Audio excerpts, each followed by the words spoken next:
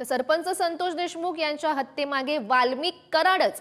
हत्येनंतर वाल्मिक कराड पुण्यातील हॉस्पिटलमध्ये होता। रुग्णालयामध्ये कराडला कोण कोण भेटलं त्याचं सीसीटीव्ही काढा अशी मागणी संदीप क्षीरसागर यांनी केली। परभणीतील मूक मोर्चात आमदार संदीप क्षीरसागर यांचा हा मोठा दावा। संतोष देशमुख हत्या प्रकरण फास्ट ट्रॅक कोर्टामध्ये चालवा असंही ते म्हणतात। निकाल लागेपर्यंत मंत्री धनंजय मुंडे यांचा राजीनामा घ्या, आमदार संदीप क्षीरसागर यांनी ही मागणी केली। 10 अंदाजून 5 मिनिटं जर तिथं बोलले असते तर सभागृह रडलं असतं।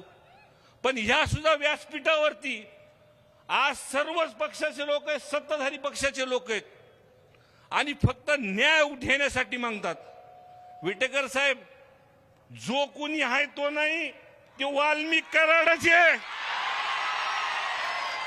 28 तारखेपर्यंत एका मोठ्या हॉस्पिटल पर्यंत हे इलाज करत होते।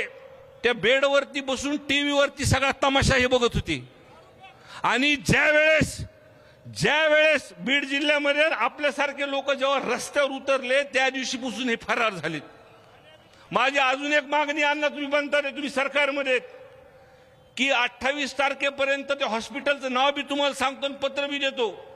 त्या 8 दिवसामध्ये त्या हॉस्पिटलमध्ये कोण कोण ह्यांना भेटायला आले ते सीसीटीव्ही फुटेज मधून काढा।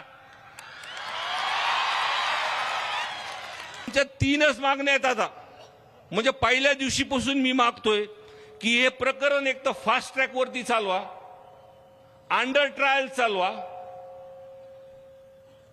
आणि ह्या पूर्ण प्रकरण चलूस तर धनंजय मुंडे साहेबाचा राजीनामा घ्या आणि जे काही मास्टर माइंड किंवा सीडीआर वरती हे माणसं सापडतील ह्यांना डायरेक्ट फासावरती चढवा। एवढंच बोलतो आणि माझे 2 शब्द संपवतो।